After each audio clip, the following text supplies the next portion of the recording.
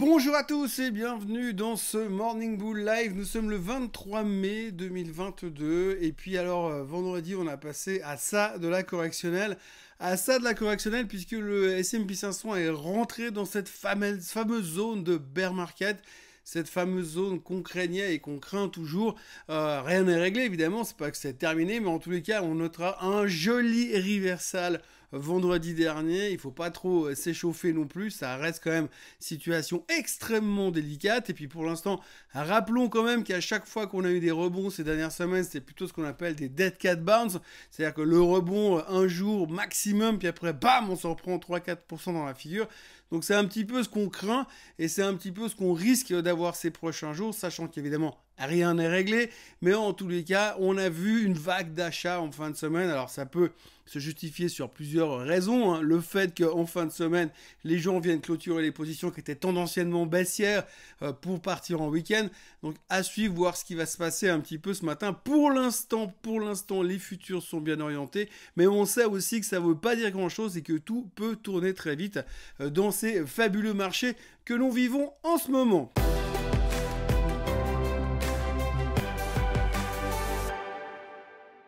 Alors si on prend simplement la presse du week-end, eh bien on voit qu'il y a quand même pas mal de gens qui ont réfléchi et qui réfléchissent pour savoir où est-ce qu'on va aller dorénavant. Alors il est vrai que quand on regarde la tronche du Nasdaq qui est largement en bear market depuis des semaines et des semaines bientôt, on imagine assez mal que le S&P 500 puisse s'en sortir à lui tout seul. Surtout qu'à l'intérieur de l'indice, on voit que les titres qui servaient un petit peu de valeur refuge sont en train de péter les uns après les autres. On a eu la semaine dernière tous les boîtes du retail qui ont sauté. Des boîtes comme Walmart, des boîtes comme Target, parce qu'on voit qu'effectivement le consommateur est en train de lâcher prise. Hein. C'était, on l'a dit la semaine dernière, un des derniers remparts qui peut nous servir à sauver cette économie qui est en plein meltdown en ce moment.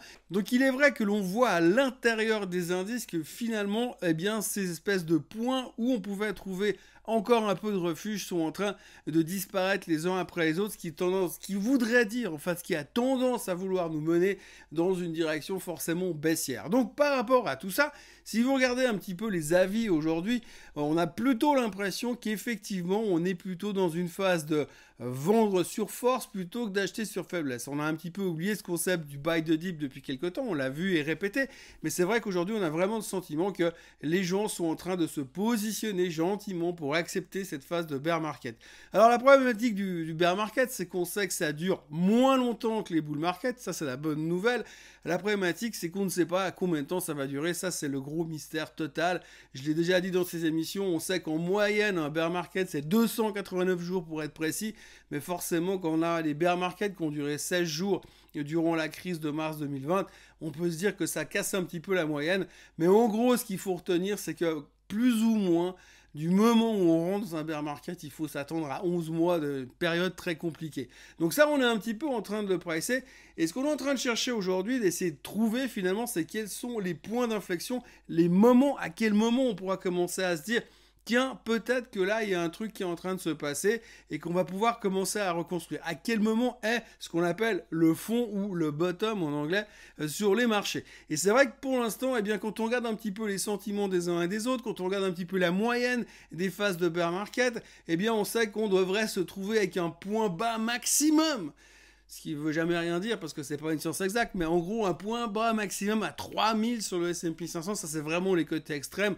Bon après vous avez toujours les méga perma-bears qui vous prédisent 95% de correction sur le marché boursier, mais ça jusqu'à maintenant ça ne s'est jamais produit. Alors ça ne veut pas dire que ça n'arrivera jamais, mais on espère quand même que ça n'arrivera jamais, mais en tous les cas pour l'instant on va dire que le point bas extrême c'est 3000 points sur le S&P 500 et le consensus se situe quelque part au milieu de 3004-3005 sur le S&P 500, ce qui veut dire qu'on devrait rentrer en bear market. On connaît les Américains, on sait qu'ils aiment bien aller chercher ce genre d'endroit, ce genre de point, puis là on est tellement prêt d'y aller, ce serait dommage de rebondir si tôt. Donc du coup, on a vraiment ce sentiment où on est en train de faire un dead cat bounce, un rebond temporaire avant de repartir plus bas. C'est en tout cas ce qu'on a l'air d'entendre ou d'anticiper en tous les cas dans les marchés et dans la presse financière en ce moment. Donc à qui aura raison et quel sera vraiment l'objectif de tout ça sera difficile à dire. À noter quand même qu'il y a un monsieur qui s'appelle Tom DeMark, qui est un analyste technique assez connu et assez suivi aux États-Unis. Pas mal de grands hedge fund managers le suivent et l'écoutent dans ses recommandations graphiques. Alors il faut savoir que cette année, c'est peut-être pas la bonne année parce que les hedge funds sont fait laminer depuis le début de l'année, mais en tous les cas, monsieur Tom Dimark, qui lui avait vu parfaitement le rebond de mars 2020, est revenu ce week-end pour dire que pour lui, on était tout proche de trouver un fond et qu'il aimerait voir un deuxième closing en dessous de 3863 avec un nouveau sell-off ces prochains jours pour commencer à dire ok, maintenant c'est le moment pour racheter.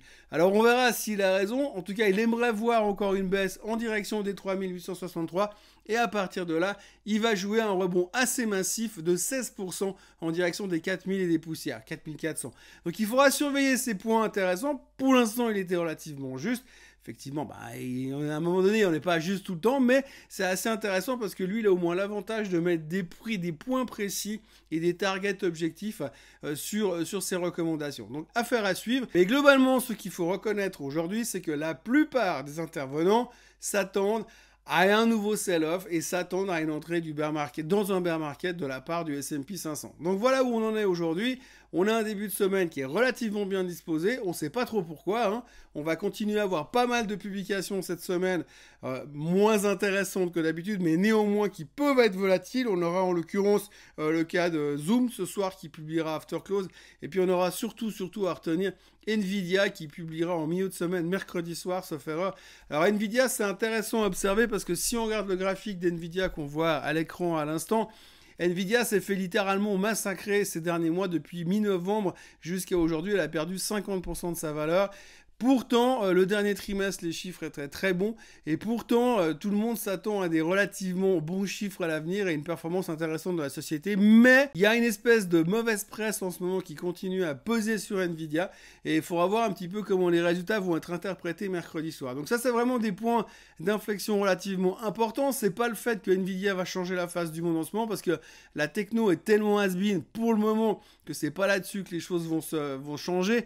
Mais par contre, c'est vrai qu'il peut y avoir des mouvements de volatilité très importants sur ces types de stocks à ce moment-là très précis.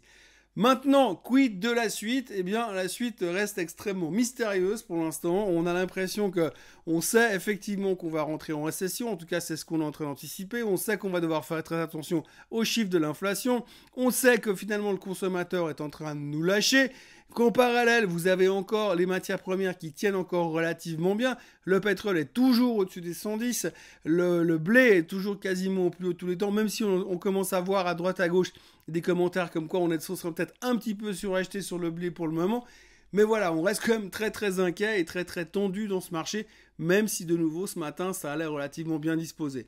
Il faudra noter encore 2-3 petites choses qui sont en train de tourner dans le marché. Vous avez vu qu'il y avait cette nouvelle variole du singe qui est en train de tenir en haleine les médias, et ça sera intéressant à observer parce que je ne sais pas à combien de cas, mais c'est encore extrêmement faible sur la planète entière. Mais en tous les cas, comme on sort d'une pandémie, autant dire que tout le monde est en train de devenir complètement paranoïaque puisque Monsieur Biden a déjà parlé de vaccins et de distribution de vaccins pour la variole du singe. Donc entre les vaccins anti-Covid, les vaccins anti-variole, on va bientôt exploser à force de se faire piquer dans tous les coins. En tous les cas, ça reste quand même quelque chose qu'il faudra surveiller en parallèle du marché.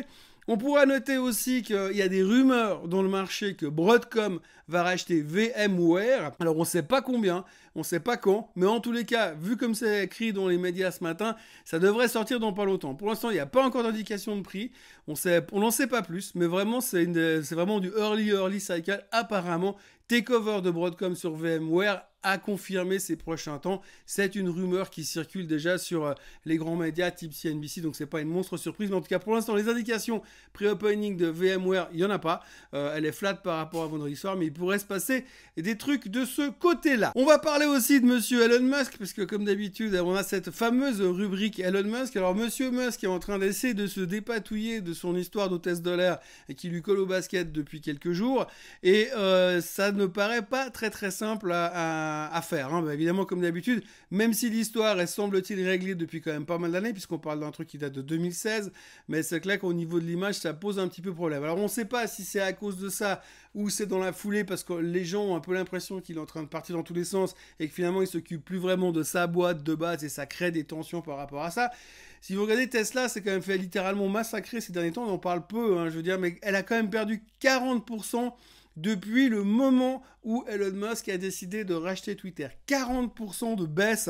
Et donc ça, c'est pas très bon pour les actionnaires quand même. On voit qu'il y a une espèce de perte de confiance et cette espèce de, de micmac qu'il est en train de faire au niveau de Twitter, ça interroge quand même pas mal de gens et ça pèse sur le titre. Pour l'instant, techniquement, on tient encore les supports. Il ne faudrait pas que ça empire, mais il faut quand même retenir au fond de tout ça que Tesla a perdu 40%, donc 340 milliards de market cap depuis que Musk a voulu acheter Twitter. Donc pour acheter un truc qui aujourd'hui vaut 30 milliards, il a perdu 340 milliards de market cap sur sa boîte de base, sur sa boîte centrale. Et ça pèse quand même un tout petit peu au niveau psychologique. Alors ça, plus ces histoires de massage dans son jet privé, plus le fait qu'il n'est pas très cohérent sur ce qu'il dit au niveau de Twitter, puisque vendredi dernier, il disait « j'en veux plus », ah ben non, finalement, j'en veux quand même. Dans la même journée, par tweet également. Donc du coup, on a un petit peu l'impression qu'il se disperse. Et c'est vrai que ça se ressent un petit peu sur la maison mère, sur Tesla. Et pas mal d'investisseurs commencent à se poser des questions. On en parlait d'ailleurs vendredi dernier. Monsieur Dan Ives, l'analyste historique sur Tesla, commence à dire qu'il n'aime pas trop ce qui est en train de se passer. Il a downgradé son price target. Donc on voit quand même qu'il y a un petit peu une perte de vitesse sur Tesla pour l'instant et il ne faudrait pas qu'ils viennent casser les 700 $ à la baisse, qu'on casse ce support. Parce qu'après, là aussi, on va se retrouver dans une autre problématique, c'est que Musk va être obligé de vendre de plus en plus de titres pour couvrir sa garantie de crédit qu'il a pris pour acheter Twitter. Alors pour l'instant, Twitter n'est toujours pas fait, on ne sait pas toujours le prix qu'il va faire. Lui, il a confirmé le deal, mais bon, c'est vrai qu'aujourd'hui, au prix où se traite Twitter, on n'a pas l'impression que le marché est en train de pricer le fait que le deal est confirmé.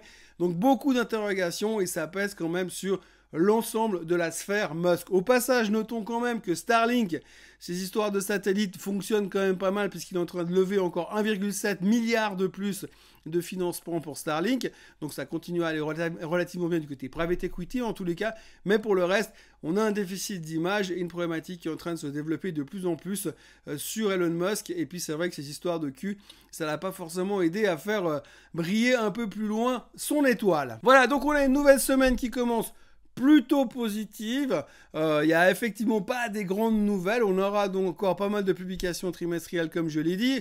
On n'aura pas de gros chiffres économiques, mais on va arriver gentiment à la fin du mois. On va pouvoir bientôt reparler des non-farm payrolls. On va pouvoir de nouveau se poser des questions sur l'avenir de l'inflation. On va refaire un cycle en début de mois de juin. Pour l'instant, on n'est que en train de boucler gentiment ce mois de mai. Toujours pas mal d'hésitations, on voit que les gens sont en train d'essayer de vouloir jouer ce rebond aujourd'hui sur le S&P 500, enfin sur les indices américains. Pour l'instant, c'est pas vraiment convaincant quand on regarde ce qui se passe en Asie. On verra un petit peu comment ça va aller. On sait très bien que souvent, ils nous font le coup, hein. On est vraiment strong le matin, puis finalement, ça se dégonfle l'après-midi. Donc, il va falloir continuer à surveiller.